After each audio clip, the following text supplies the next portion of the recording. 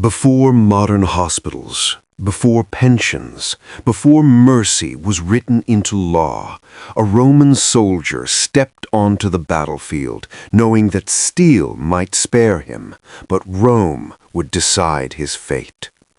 A legionnaire was not hired for a season, he was claimed for decades. 25 years under the eagle, marching across dust and snow, digging fortifications, standing guard, charging into chaos. Survival was not luck, it was a system. When Augustus took control of the empire, he understood a truth learned through civil war. An army that breaks its men cannot hold the world. For the first time in Roman history, medicine became a weapon of empire. Each legion was assigned trained doctors, assistants, and purpose-built military hospitals known as valetudinaria. These facilities, often placed near headquarters, could treat hundreds of wounded soldiers at once. Men torn open by blades or crushed beneath shields were carried from the battlefield on horseback, blood-soaked but breathing. Roman military doctors were not healers of comfort, they were technicians of survival. They cut away infected flesh, stitched deep wounds, removed arrowheads and spear points, and amputated shattered limbs. Herbs masked pain, alcohol cleaned wounds, leather straps replaced mercy.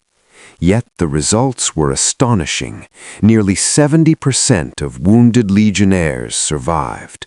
An injured soldier was not automatically lost. He was repaired, returned, reused. But survival raised a darker question. What if a man lived but could no longer fight? In those cases, the soldier was examined by 3 military doctors, not one judgment, but 3.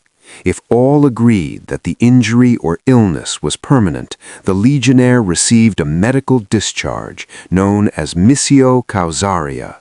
This was not disgrace, it was proof of honorable service. A man wounded after 12 years did not leave with nothing. He received half the full retirement payment, about 1,500 denarii, enough to live without begging or hunger. Along with money came rights, small parcels of land, legal control over personal wealth earned during service, the right to make a military will and pass possessions to family or even a trusted slave. Rome ensured that a broken body did not mean a broken future. For those who endured the full 25 years, the reward was honesta missio, an honorable discharge marking a life completed under discipline and blood. A standard legionnaire received 12,000 sesterces. Officers received far more. Centurions, the backbone of Roman command, could retire with fortunes reaching hundreds of thousands of sesterces. Some veterans were even recalled as evocati, elite elders whose experience outweighed their age. Others, crippled but intelligent, were placed in administrative roles. Rome did not waste loyalty. A man who could no longer hold a shield could still hold the empire together with ink, numbers, and memory. All of this was funded by a massive military treasury created by Augustus, filled with contributions from cities, allies, and empire-wide taxes. An ancient world built a system that recognized sacrifice and planned for life after war. The legionnaire marched into battle knowing death was possible, but he also knew something rare in the ancient world. If he survived, Rome would not forget him.